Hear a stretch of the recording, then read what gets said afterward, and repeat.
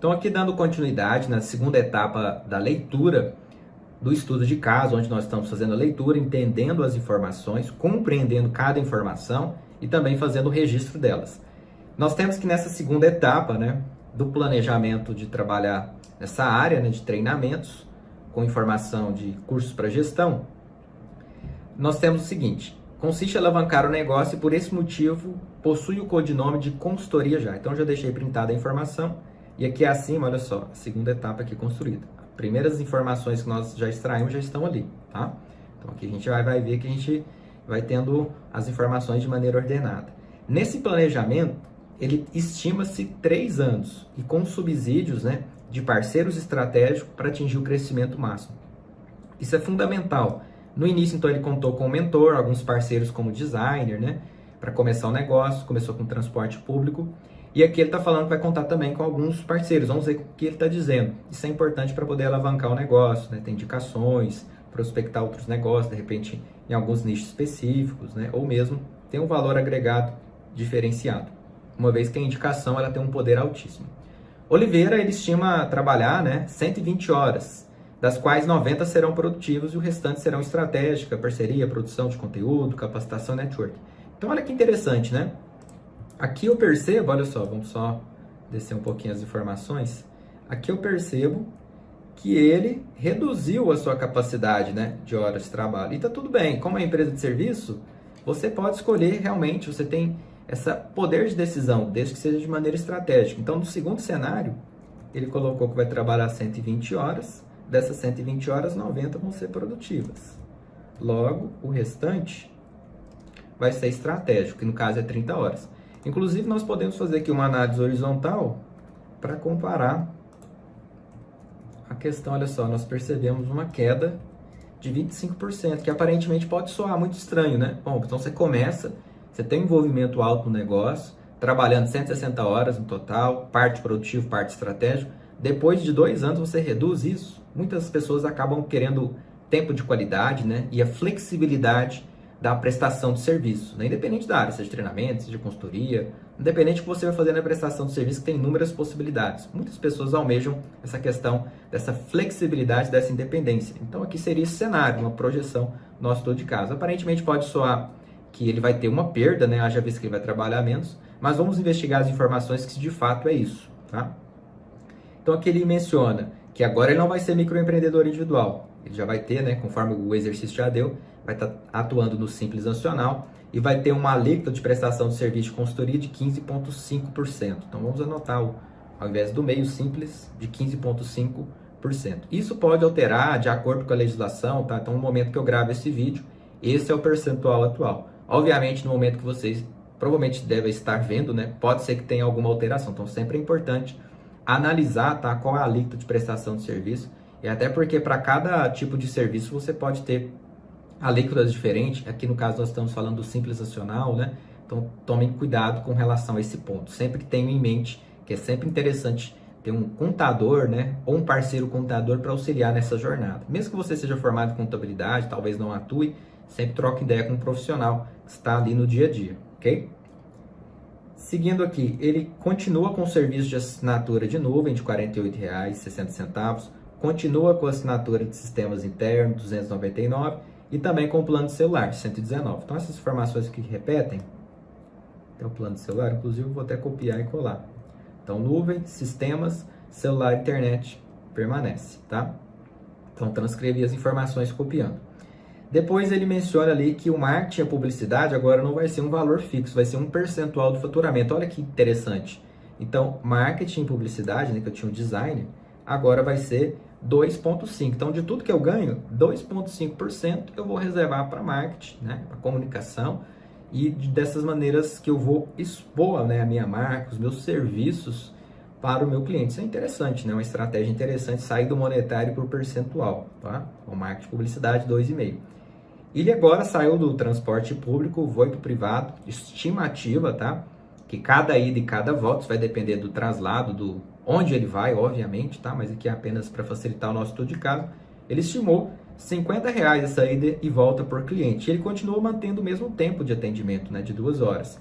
Bom, se agora então ele está trabalhando 90 horas produtivas, porque 30 são atividades internas. Então, se ele demanda 2 horas para cada atendimento, logo, dividido por 2, vai ser 45 atendimentos.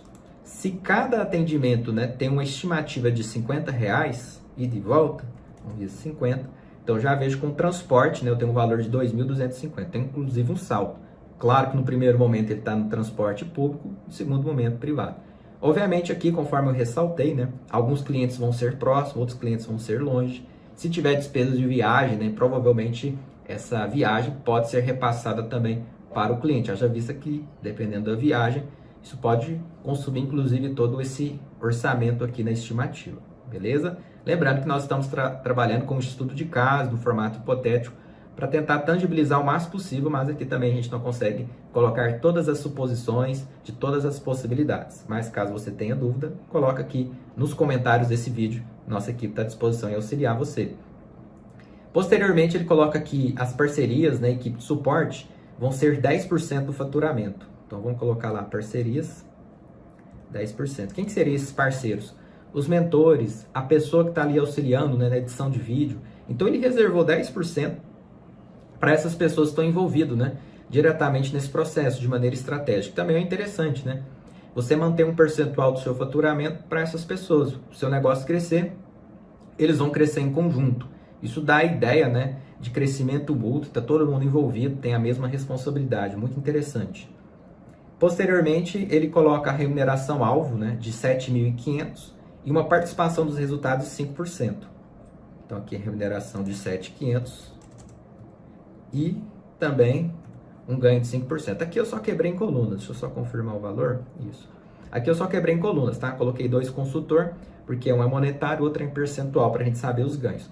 Então agora ele não quer 3.750, ele quer 7.500 fixo, mais 5%, relacionado ali, né, todo ao resultado, né, do negócio.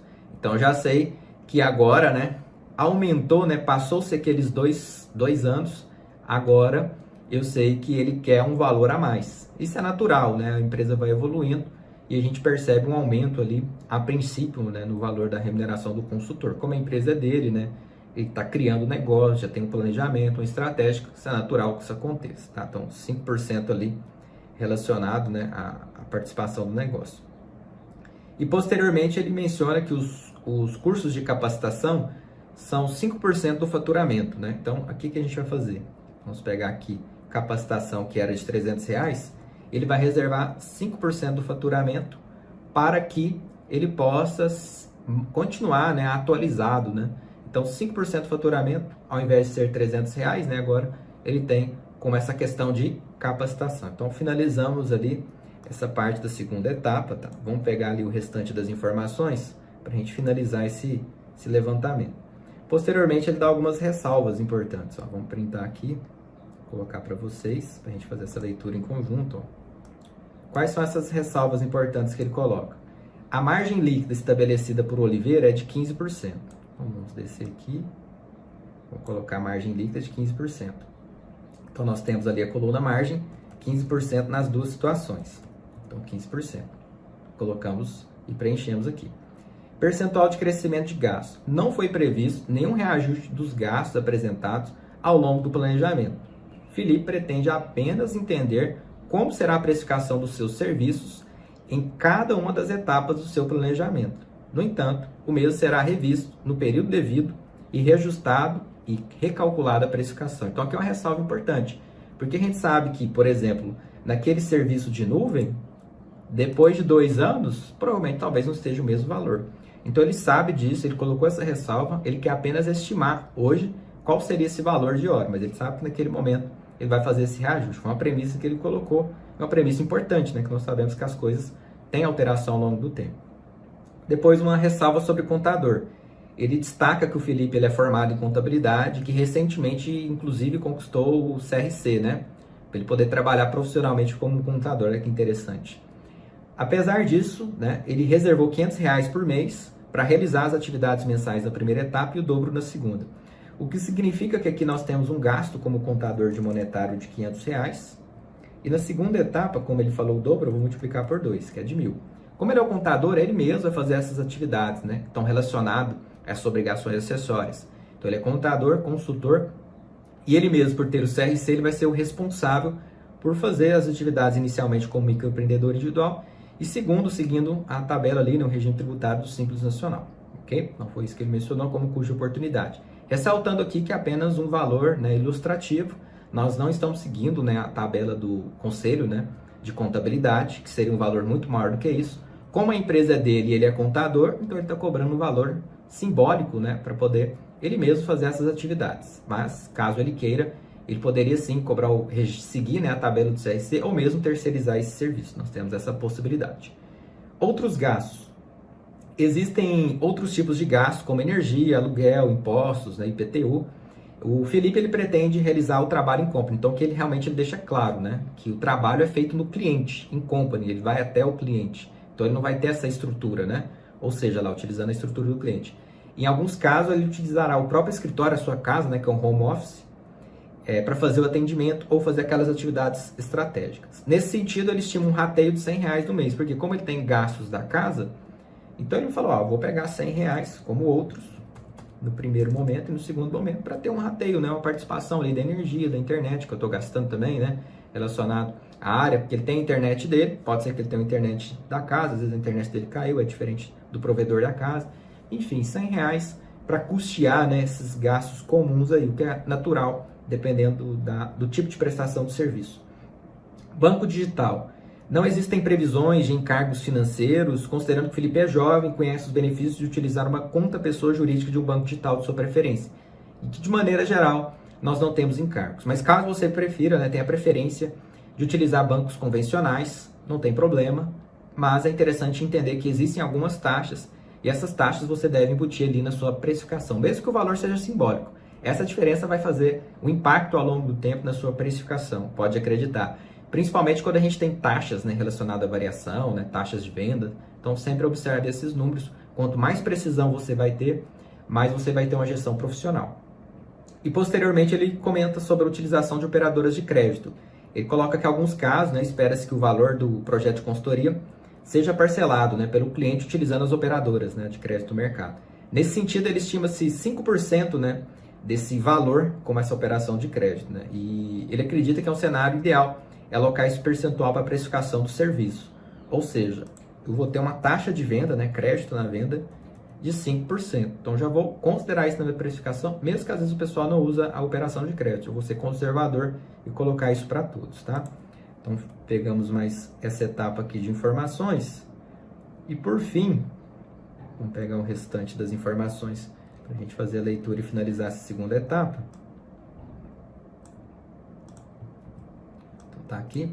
Ó, por fim, ele menciona o seguinte: retorno de investimento.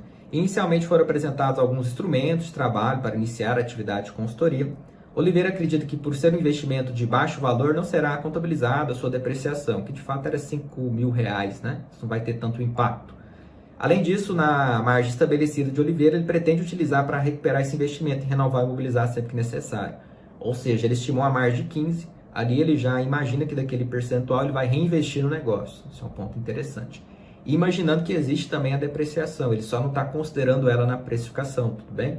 Seria os R$5.000, dividido pela vida útil daqueles equipamentos, tá? Geralmente ali equipamentos eletrônicos são 5 anos, sempre é interessante respeitar ali a tabela do fisco. E também tem a proporção do mês, tá? Então, ele não quis entrar nesse detalhe, é um formato de fazer, mas se ele quisesse, ele poderia colocar assim essa depreciação, mas ele já sabe que a margem tem um valor maior em percentual, considerando que ele vai reinvestir, né? Ele sabe que o equipamento ele deprecia, ele vai precisar reinvestir. Outro ponto destacado sobre as horas produtivas e horas estratégicas. Horas produtivas, de fato, são as horas que são trabalhadas pelo cliente, ou seja, as que geram receita e faturamento. E as horas estratégicas, né? O objetivo não é trabalhar a todo momento, olha que interessante, e sim trabalhar de forma inteligente. Por esse motivo, parte da carga horária, né, ele vai ser destinado para essas horas, né? O tempo será para a alavancagem da empresa. Desta maneira, podemos concluir que o Felipe deve cobrar quanto, né, primeira e na segunda etapa, conforme essas informações, e apresente, né, um relatório ali crítico sobre a situação. Então, concluímos aqui essa segunda etapa da leitura do exercício. Observe que nós fizemos a leitura de maneira pausada, compreendendo todas as informações, que isso é muito importante, qualificamos todas, sintetizamos todas aqui. Agora eu quero te ver na próxima aula, onde nós vamos começar a etapa dos cálculos. Nós vamos começar a fazer a precificação. No primeiro cenário de hoje não passa e no segundo cenário da consultoria já. Te vejo lá.